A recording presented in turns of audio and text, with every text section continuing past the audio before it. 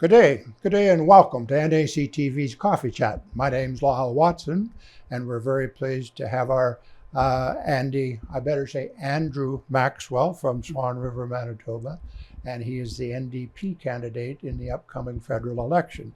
Is it okay if I call you Andy? Please do. Andy, thank you for taking the time to join us and sharing some of your thoughts and the mission of the NDP in the upcoming election. First of all, I would like to find out and share with our viewers a little bit of your history as to who you are and where you come from and what you did throughout your lifetime. Okay. I'm best known in the Swan River area as a dentist there because I practiced for the best part of 40 years. Retired about 10 or 12 years ago. I've lost track of time. Retirement has been good. Yeah. And as you can probably tell from my accent, I wasn't born in Manitoba. I was actually born in England in 1949 in North London and didn't have much say when we emigrated to Canada. I was only a year and a half old at the time. Oh. And my dad had a job in Toronto with AC Nielsen, the marketing research people. And then I had two brothers and a sister born in Ontario while we were there. And then unfortunately, my mother died in 1958, leaving 4 kids from 3 to 9. And so Dad's life was in turmoil. And by the way, this was before we had the Canada Health Act by 2 years. And so it basically bankrupted my dad paying the medical bills. And as he put it, before they'd release the body. So that's the value of what Tommy Douglas and the NDP, even though the NDP have never formed government federally. It's always been conservative or liberal. The thing that most Canadians really appreciate is universal health care. And so we have a big push on that, and that's why I'm, hugely in favor of the NDP and minority liberal type governments, or proportional representation would be even better. But anyway, we went down to the States then because my aunt was a war bride and we lived with them for 6 months. And eventually Dad decided the best thing was go to Britain. And so I think it was 1960, we were back in England, and that's where I got all my education and everything to the age of 26. And again, the beauty of a socialized system, that when I came out as a fledgling dentist at age 26, I didn't have any student debt. And that's because of the socialized type system. And there are other places in the world like Norway, where if you can get a place there, whether you're American or whatever, they'll cover your tuition and everything else. So it really does work well. And so then I came directly, I had a year and a half in Germany working for the American Army. That was early Common Market or European Union days. And then came to Swan River in the end of 78. And worked there ever since. And you've been there ever since? Yeah, a little bit of time. I had a good friend, Vern Rosnowski in Russell, and I went and worked for Vern for a bit. And up in the PA, I worked up there a while. And I had a contract at one time to go to Cross Lake First Nation. But most of the time I've been Swan River. So you've been part of this riding for quite a long time then? Yeah, I've lost track of time. What is it, 45 years now? Yeah. So you're familiar with some of the issues that we as constituents are faced here. Yeah. What are some of the issues that you have found talking to people that is their priority for the upcoming federal election? One word answer, Trump. That affects so many things. It affects whether we continue to exist as Canada. The man's threatened us. And with these ridiculous tariffs, you've got to remember tariffs beget tariffs, and that doesn't help anybody for affordability. And so whether it's farmers, because there's 100% tariffs on canola and meal and peas and so on, so that affects us big time here in Manitoba. And I feel that if we took off the 100% tariff on Chinese electric vehicles, and they can sell them to us for $10,000, $15,000, ignoring rebates, provincial and federal. And if we can get our canola over to them, everybody benefits. So with all this nonsense coming from south of the border that changes every 5 minutes and is stressing everyone out, affordability is a huge issue. And again, with being with the NDP, we believe in a decent wage. We learned that during COVID, who essential workers are, and that's people who are prepared to work in the grocery stores and keep the shelves stocked and the place clean so the seniors could get in and be less exposed to COVID, and the truckers, and of course anybody in healthcare was putting their life at risk. At first the people didn't even know what was causing it, and was it airborne, was it contact? Nobody knew. Remember when we were washing all of our stuff? Right.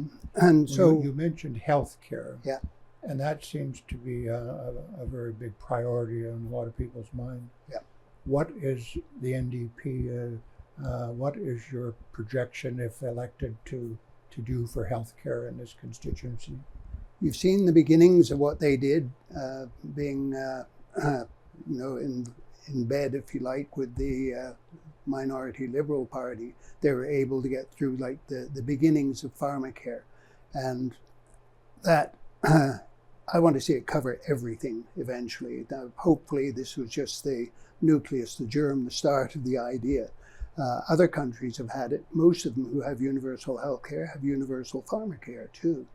And right now they've just introduced it for diabetic medications and contraception and the basics on that. But I just think back to that it was Banting and Best at Toronto and Connaught Labs that, that's what they got the Nobel Prize for in medicine, was for developing insulin and saving all of these lives for kids and everything else. And I can't remember whether they gave the idea for free or for $1. But I know Frederick Banting, he said, I'm a doctor. He says, my thrill is just in being the one to deliver on this vision of being able to get rid of this terrible disease. And now these, instead of having Connaught Labs, we used to produce vaccines since 1914, and has now been privatized through Sanofi and so on.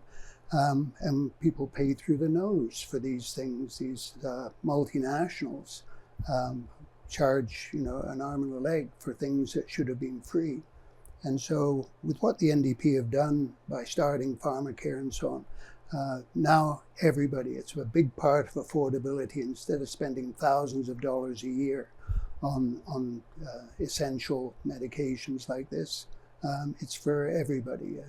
And I think the NDP stole that line where the party of ordinary, everyday people, the citizens of the country, not the billionaires. And I think they took it from Bernie Sanders and Alexandria Ocasio-Cortez in the States, the really progressive social democrats down there. And that's pretty much what we are, keeping life affordable. And that covers, particularly healthcare. And in terms of affordability, housing always comes up. Yes. It does. Yes. And what is your opinion, Andy? Can the government really solve the cost of housing for us here in Canada, or does it have to be a combination between the marketplace and the government? Building houses is not a cheap thing, for the contractors and so on. Basically, when you put a building up, like a house, half will be materials and half is going to be labor costs. And depending on how you do it, it'll be, $100, $200, $300 a square foot. But it can be done more economically, and that depends on us doing it. We, in the 40s and 50s and 60s, the houses were, a few hundred square feet, not the thousands of square feet. So if you want an affordable house, don't overbuild it. Yeah. You don't have to do this. And then when you get it with good insulation, I personally like the passive homes with R100 wall floors and ceilings and R60 for the walls, that even at -40, they don't need a furnace in them.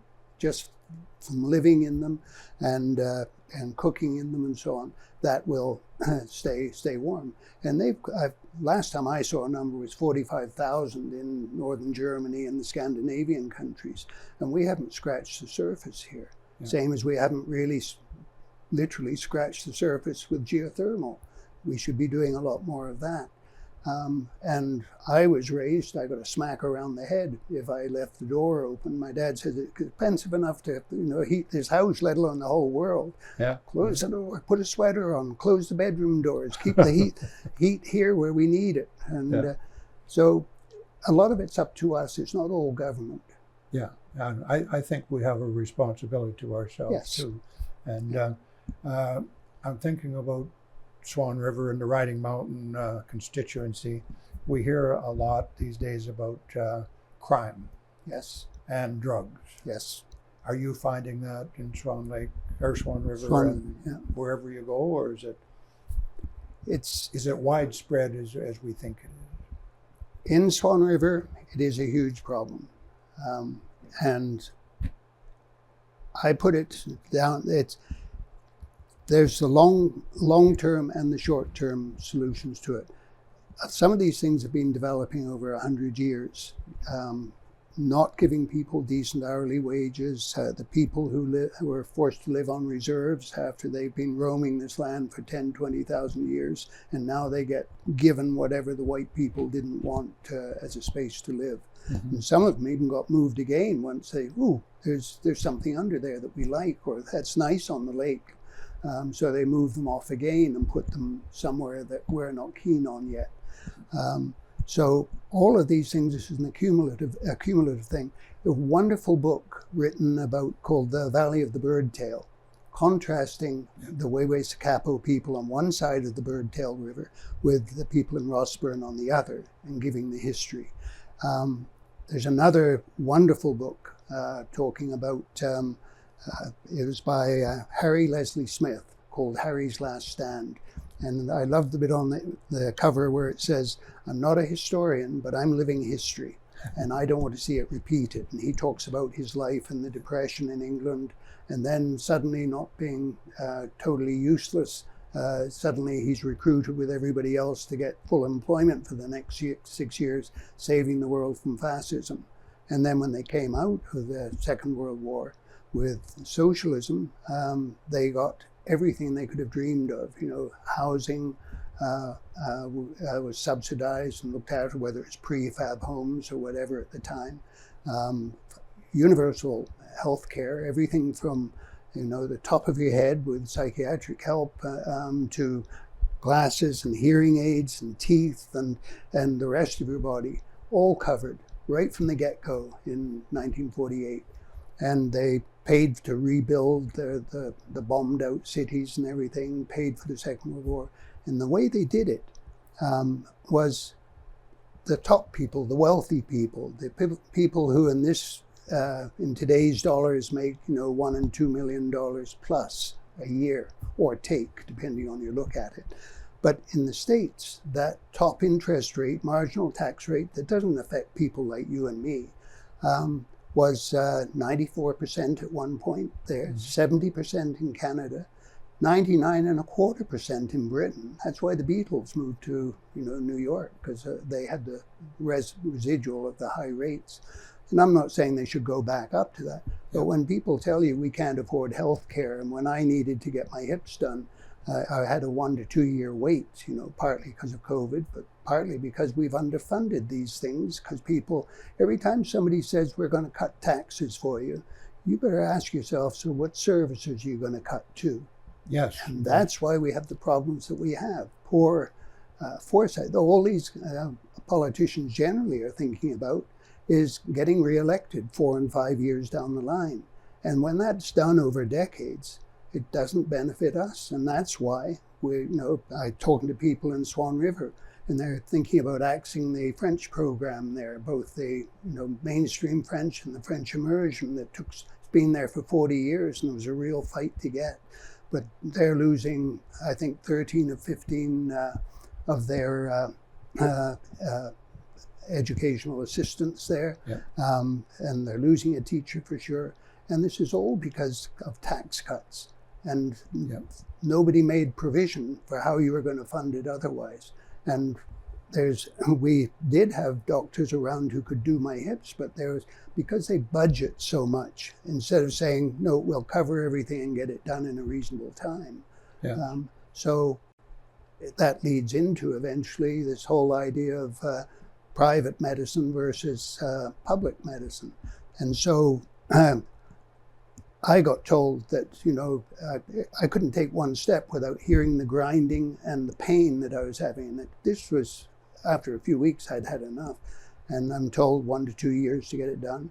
And then I happened to hear through the grapevine that I can go to Calgary and get it done for double the price. And you've got to remember, I've paid in for 45 years into taxes here. Yeah. And yet when I need it for the first time, my insurance plan, as it were, that I'm paying taxes, isn't there for me. So instead of $12,000 to $14,000, which is what the Canadian Institute of Health Information tells you is the cost of that operation here in Manitoba, I paid double that in Calgary, $28,000 a hip.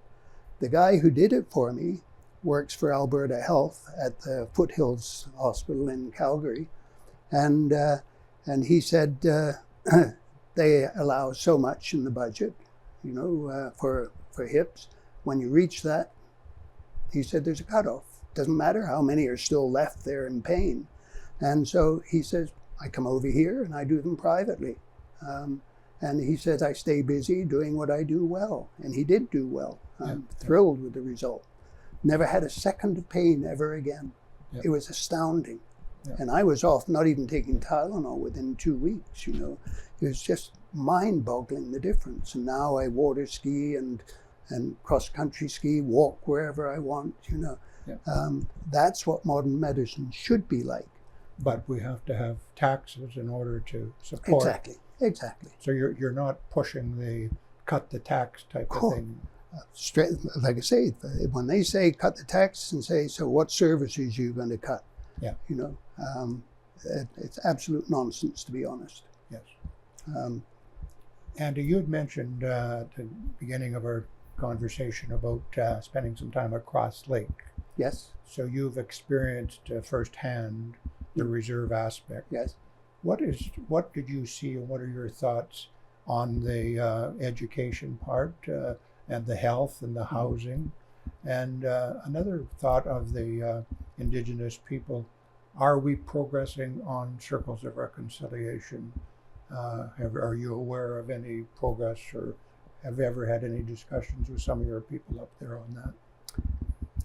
It's a great question, because I learned just the other day from the returning officer in Russell that we now have 15 First Nation reserves in this riding. 15. And this, it went up by, I think she said 2. But they're redoing the boundaries all the time. So she said sometimes there's another one taken out, another one put in. And I was quite shocked to know that it's about 200 miles north-south. Right? This riding goes down south of Treherne, south of the Trans-Canada Highway, Yes. right up to the 53rd parallel there, Red Deer Lake, and then 100 miles across from the Saskatchewan border to places like Sandy Bay. So a vast area. When I was going to Cross Lake, that was in the early mid-'80s.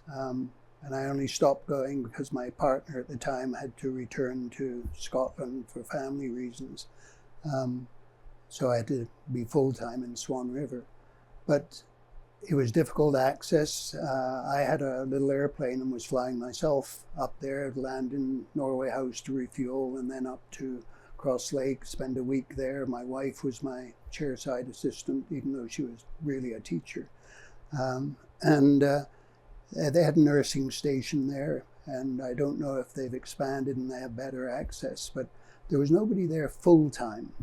And nowadays I've got a young friend in Swan River who is up at the lake too, and she's a First Nation person, full treaty, and she's looking at doing dentistry and then going and practicing in Norway House and wants to be permanently there. So things are improving. There is, looking up, and but it's not going fast enough. And we have to talk to the First Nations people and find out what they want. We've got to get away from the old ideas of the Indian Act and what that meant to them. That Valley of the Birdtail book is a real eye-opener. And you don't get rid of this stuff overnight. And the history of residential schools and day schools and being separated from white people. And those people had half the amount being spent on them per student that was being spent on white kids. Yes, I remember that. So, and that's the story of Wayway and Rossburn. So things are improving. And having Wab Kinew as premier of the province now, there's a highly articulate, well-respected man, and I was just listening to him about Manitou Hydro as I drove up here. And I see brighter days ahead, but there's still one heck of a long way to go. Yes, there's lots of things happening. I'm just thinking in terms of the reconciliation, the intergenerational trauma. Yes. I think it's evident out there, and if you read that book, like you said, they probably talk about the intergenerational, and that is causing some of our problems. Yes. Is that trauma, and you don't rid yourself of that Correct. overnight. And it gets back to what you mentioned earlier about the crime problems in Swan River and so on, and there are bigger issues there. When I ran provincially, I had great pleasure, and I didn't think it would be, of running into Donald McKenna, who was running for the Keystone Party. I thought he'd be a right-wing wingnut, Yeah. He and I hit it off like a house on fire, and this guy had been 30 years with the RCMP, ending up as a superintendent, and he was involved with the rural crime reduction strategy and also the huge crime that they had in Cran Prairie at the time, and they had phenomenal success. But he said, it's the same, because my contribution was talking about what had gone on in Chicago, crime capital there, and Glasgow in Scotland. And he agreed with some of the things that were being said there.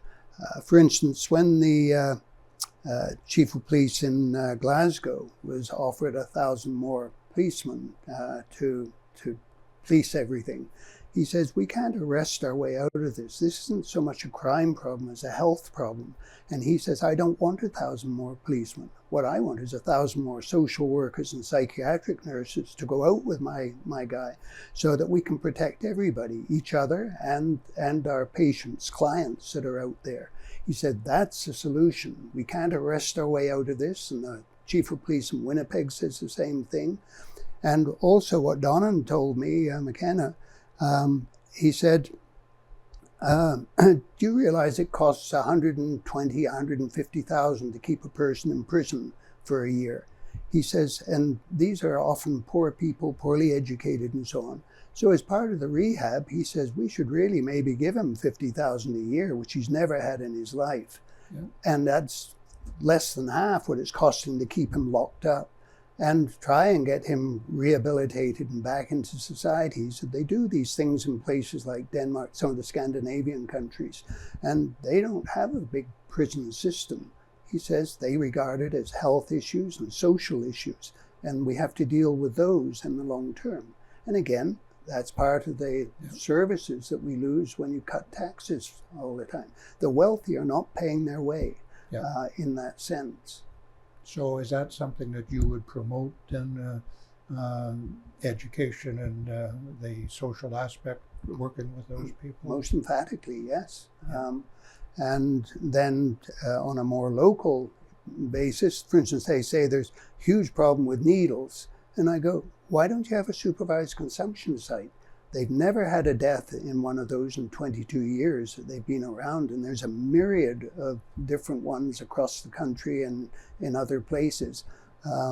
Portugal, for instance, was one of the most advanced places. for dealing with it. And they would provide, on-site mobile clinics with needles and so on. And with a supervised consumption site, people should come in and get clean needles. Like, we got a huge HIV problem going because of contaminated needles in the Swan River right now. And if you have the people come into the building, they get provided clean needles, and none of those needles go out the door. They stay in that building. Yeah. The drugs they bring in, those are checked for purity, and so they control them. That's why they don't get deaths in these places. And it's all part of the rehabilitation and harm reduction and so on. So I honestly think that we are not doing things that should be done. In terms of leadership, and you're a leader, it appears that this election is going to be based upon leadership of the different parties to some extent anyway, as it always is. Yeah. What do you see Jagmeet Singh doing for the electorate here in Riding Mountain constituency? Well, even Jagmeet Singh, I believe in the last week, has started to realize the writing's on the wall. He is not going to be the next Prime Minister. And so it gives me the chance to say, ABC, anyone but Conservative. I don't trust Mr. Poilievre one little bit. He'll say anything. And he's basically mini Trump. And the way he talks with Daniel Smith, I get the distinct impression, to get the stranded assets out of the ground and sold down to the States, that the future of Canada is in jeopardy. So yes, Mr. Carney's an unknown thing, but he's I think it was Stephen Harper who recommended him to be governor of the Bank of Canada. And then, of course, he had a successful run at the Bank of England as well. And then he was at the United Nations, and there he was dealing a lot more with climate change. So this man is politically very astute and has the background to look after us financially. Could have the fox in charge of the hen house. We don't know yet, but I trust him more than I would Poilievre. And all of this affects us here in this province. In terms of the retaliation against the U.S. Taxes that they're imposing on us, does your leader, would he be able to negotiate at the table and to the benefit of Canadians? It's, as everybody says, all the leaders, it's a Team Canada approach, and that involves the provinces, municipalities, and the federal government. And the most powerful people are going to be the prime ministers and premiers. So Jagmeet will support whatever makes sense for Canada to keep us safe as a sovereign country, and to keep life affordable, and keep as many people, with a sustainable lifestyle as well. Well, our time is kind of slipping away on us, Andy. I had no idea. It felt like 5 minutes. I know the time does slip away quickly. And I was just thinking in our closing portion of our program, do you have any specific thoughts or a mission of yourself as a candidate in Riding Mountain that you want to get out and share with our viewers? I think I could do a good job. I think I've got a good background. I've been on the what used to be the Parkland Regional Health Authority before it became Prairie Mountain. My time in as a dentist, I had privileges to operate in the Swan Valley Health Facilities, so I got to talk to the doctors. We had a monthly meeting, got to talk to them a lot, and was aware of some of the issues. And I feel I've always had a vision for, one of the things I was really passionate about was a recreation and wellness center to cut down the cost of healthcare, lifelong learning, and getting people into a good style. So we cut the cost of healthcare. So better diets, more exercise, and so on. And that tied in with the provincial government at the time in reintroducing phys ed up to grade 12 again. So by providing a pool and walking track and other things and opportunities to become lifeguards, to get paid when you go to university, things like that.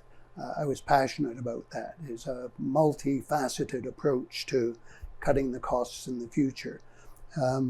So I've always felt that way, and that's my strength. You know, I listened to other people. Like I said, Donna McKenna was excellent on crime, but nobody would talk to him in Swan River. I couldn't believe it. How can you have a crime reduction strategy when you've got a volunteer with these decades of experience and you won't talk to him? Yeah. And so all of these things, I think, play into it. And I also feel once you get past the hype of an election, you have to work with the other people. Roseanne Wochuk, who was Deputy Premier and Gary Doer's Minister of Everything, told me that. She says, coming second is nothing. She says, you ought to be coming first so you can be, in her case, the MLA. But she said, then I talk to the people on the other side of the aisle. And that's why they're called the loyal opposition, so that they fine-tune what you're proposing.